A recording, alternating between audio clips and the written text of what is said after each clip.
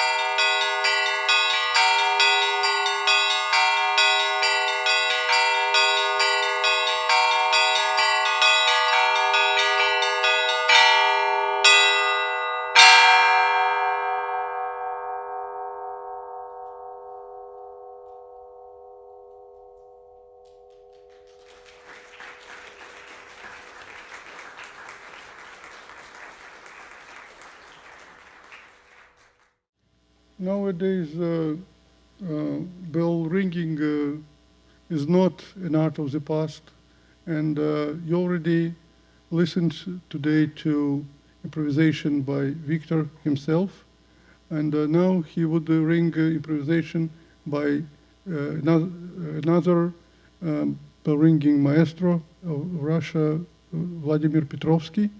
It will be Krasny Zvon. Krasny is beautiful, and the red square, which you know probably about in Moscow, it's not about its color red. It's just beautiful square. So this red peel, Viktor Avdiyenko.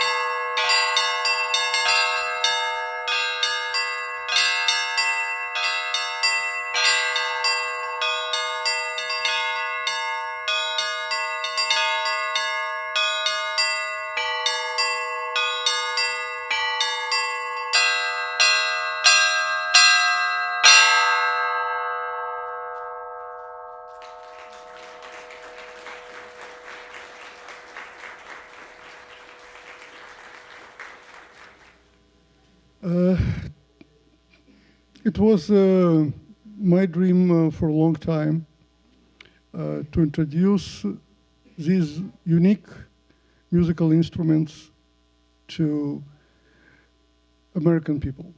Not to just Russian community or Russian Orthodox community or Russian-speaking community, but to American people. And actually, it's not to introduce, but to reintroduce. Because over a century ago, all the country actually had been filled with the sound of bells. And villages and churches compete with each other, which bells are brighter and more sonorous, etc. And even our city of San Francisco, since end of 19th century, has in the rang its wonderful bells donated to the Holy Trinity Cathedral. This is the oldest Russian Orthodox church in America. It's located here at Green Street. It has never been there. It was not always been there.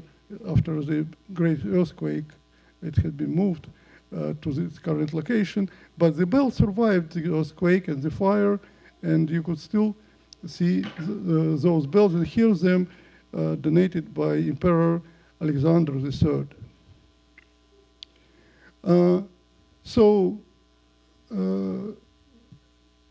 Russian bells, I mentioned, are unique instruments. And it's really so. It's not just playing words. What is their uniqueness? That they are individual. They are individual and beautiful like everybody is here. Very different and at the same time beautiful, every in its own right. Which means that if you take a set of bells, if it's small set of bells, it has name peal. If it's large set of bells, over 8, it has name chime. And ring them. Here, by the way, you see, it's not Russia. This is San Anselmo, and the other places is suburbs of Wichita. This is our chime installation, larger ones. So if you listen to chimes made by different bell foundries, you will hear specific voices of these instruments. You might compare it with organs, but you can't compare it with Western bells in traditional carillon settings or tuned Western bells otherwise. Because tuned bells, actually that was task given to campanologists, to bell makers from Western composers. We want the bells be like a key on the piano, okay? So it should be tuned to a certain tone. While we enjoy birds singing, we never required that they have tuned their voices. They are beautiful as they are. You would not be surprised to learn that they're not tuned to 440. The same with bells. The same with Russian bells. And Russian bells are not only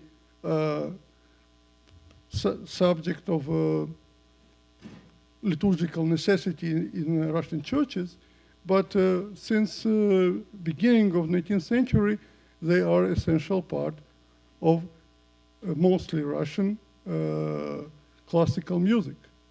It's about 10 different composers who included them in their performances.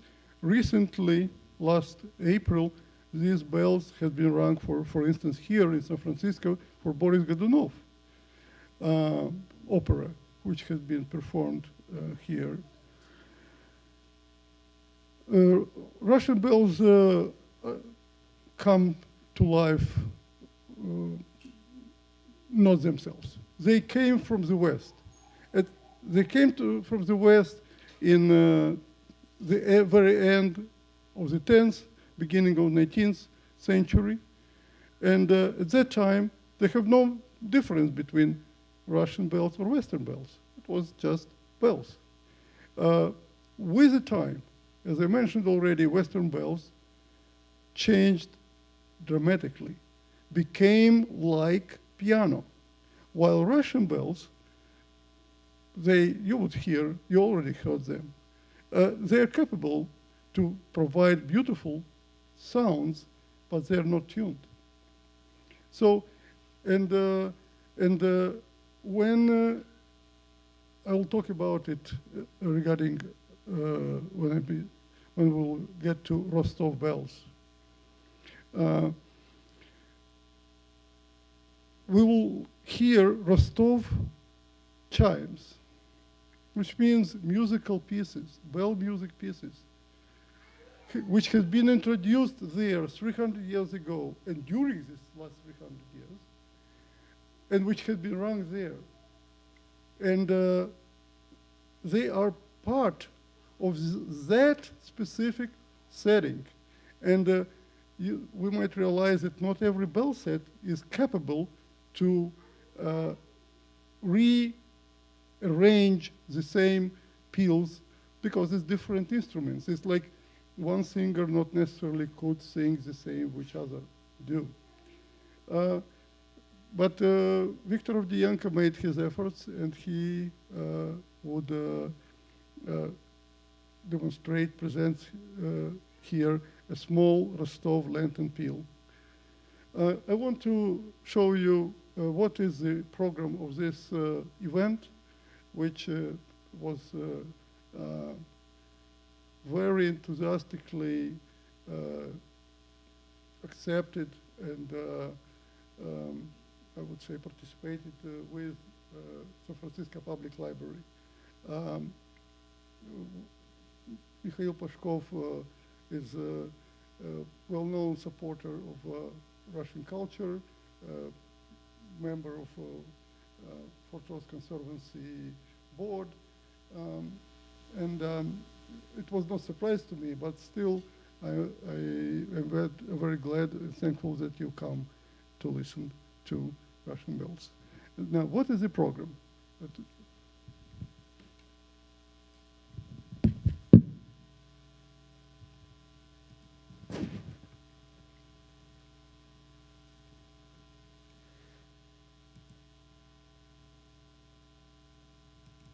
This is our program.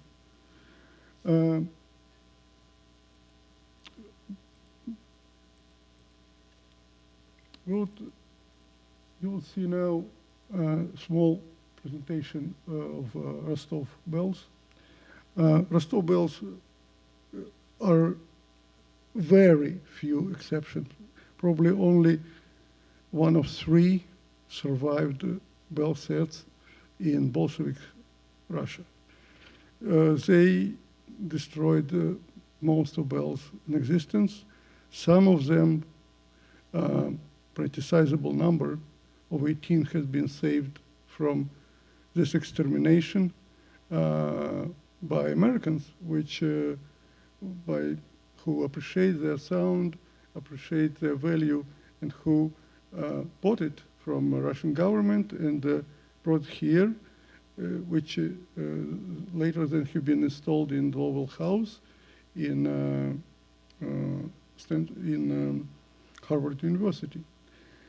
Recently, about 6 years ago, these bells have been repatriated to Russia and supplemented with not less beautiful bells made by Vera Foundry in Russia, but they have been repatriated by the request of both Russian government, Russian people, Russian church, as a part of history of Russia.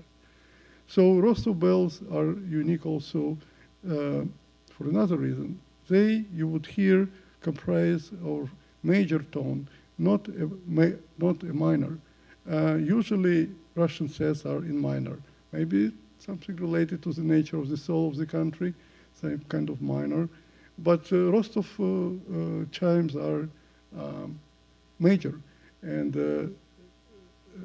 very enjoyable. So then it will be presentation by Victor of this Rostov Peel. Then it would be short video of the bells ringing in Rostov. Then improvisation Peel by Victor. Then I'll tell you the story, really amazing and terrible at the same time story of Optina bells and their bell ringers. You'll see the video from Optina Monastery. Then Victor rings Optina, one of many Optina peals. After that, he demonstrates a new piece written recently in this century by Maestro Petrovsky in Russia. And then you will hear video which loved by many, about 30 minutes video about history of Russian bells. And then I will be glad to address all your questions. I hope I will be able to answer them. This is our program, and now this is a short presentation about Rostov bells.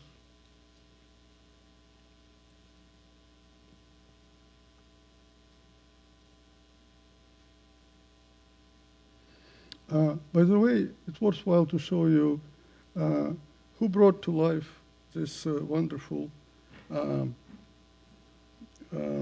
belfry and its chime to life. This Metropolitan Jonah, and it's by his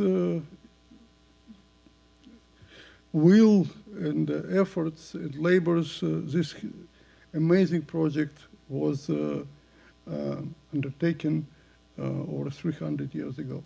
So this is the presentation.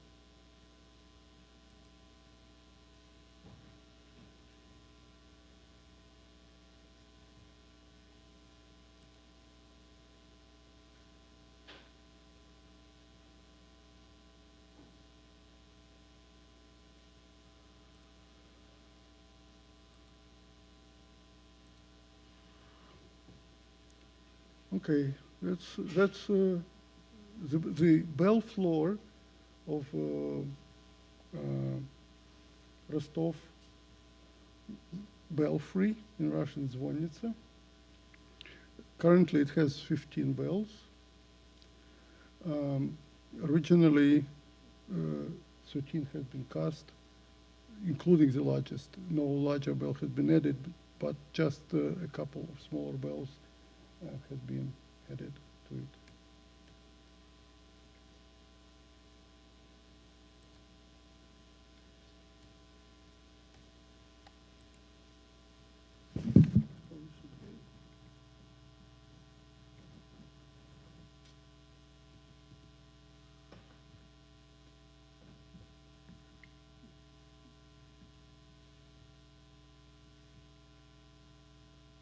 So I think this is self. Okay.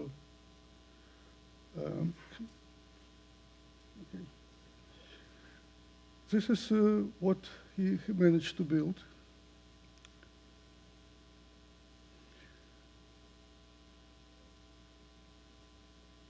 And this is the largest bell which had been built at that time. I believe it was 1688 or 1689. It's a 32-ton Sysoy bell. You will hear it in the recording, video, which you will see. And this belfry is not by itself. This belfry, as every belfry, church belfry, it serves the needs of the church, and specifically this church is the Assumption Cathedral in Rostov. Assumption Cathedral in Rostov is one of many churches inside the Rostov Kremlin. And this is amazing beauty of architecture, rarely to find. That's how Kremlin looks like from Lake Nero, where it's located at its shores. You see how many cupolas, and Rostov itself is a very old city. It has been established long ago, 862, even before Baptismal of Rus, which happened in 988. You see it's on the shores of Lake Nero, and the distance from Moscow, it's 130 miles.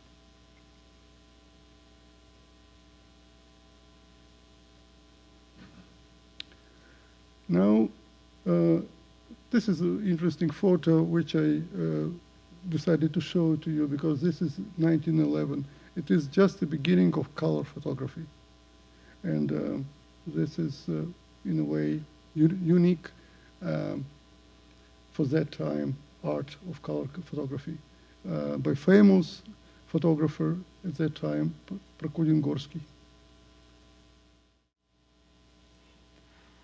Now you'll hear the real voices of Rostov bells. This is 1983. It's still Soviet time, remember.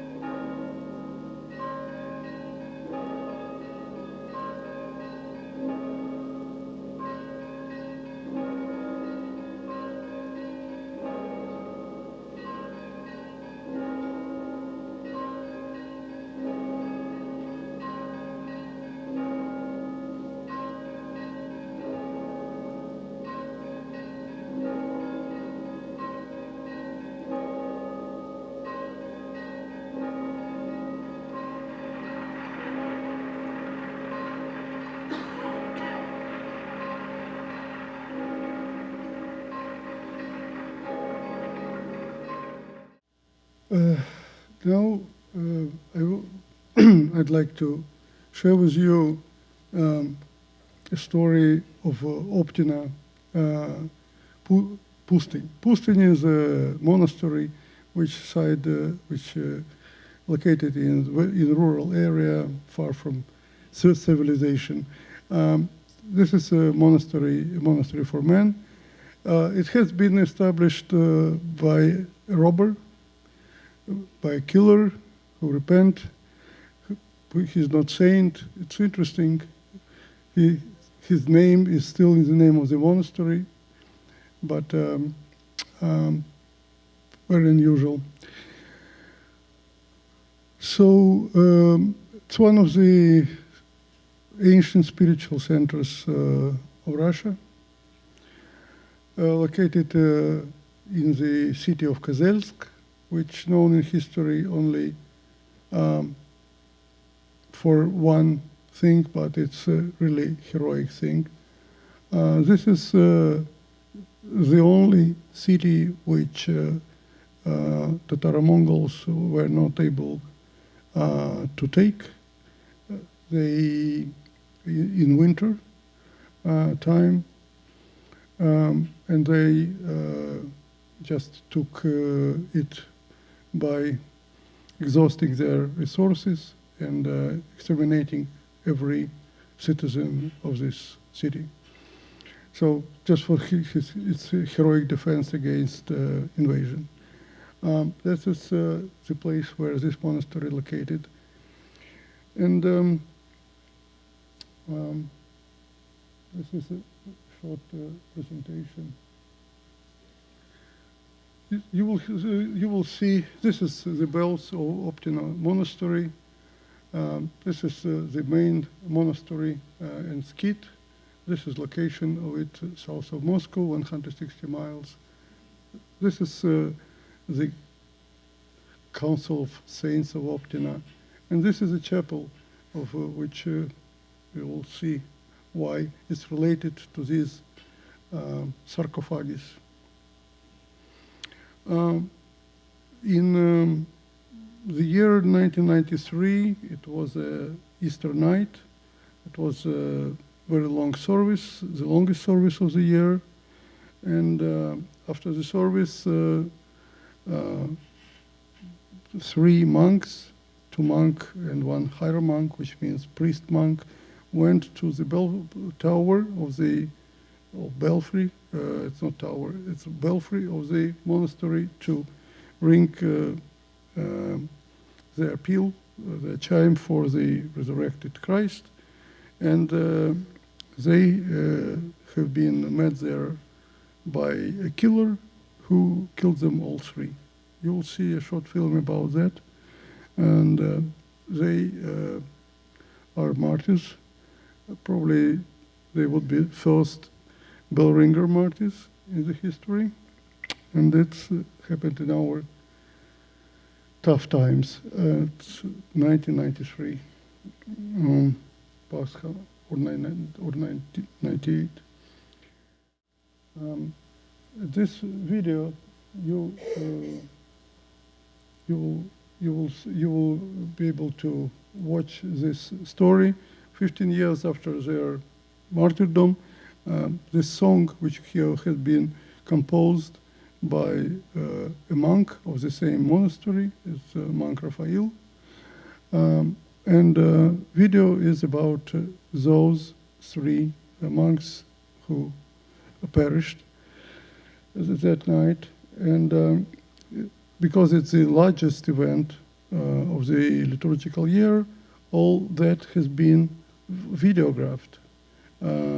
And you will see exactly that night when it's happened. And then you'll see what's happened after. So,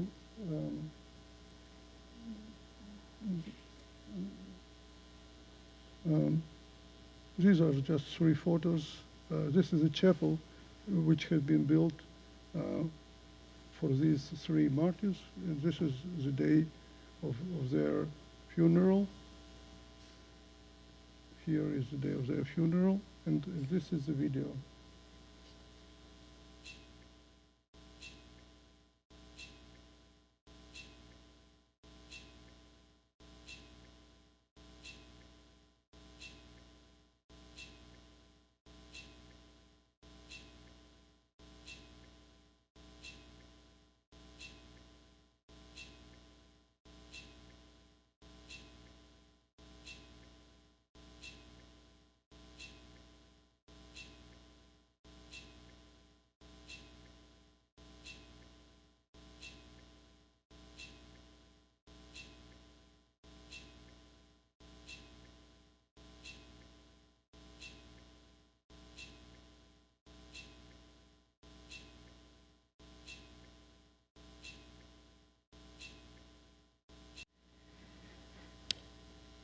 The film is Russian, but I thought you understood everything.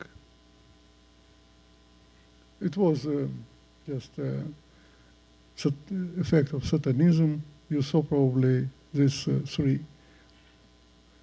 666 on the knife, which on the sword, which the Satanists used for this ritual killing.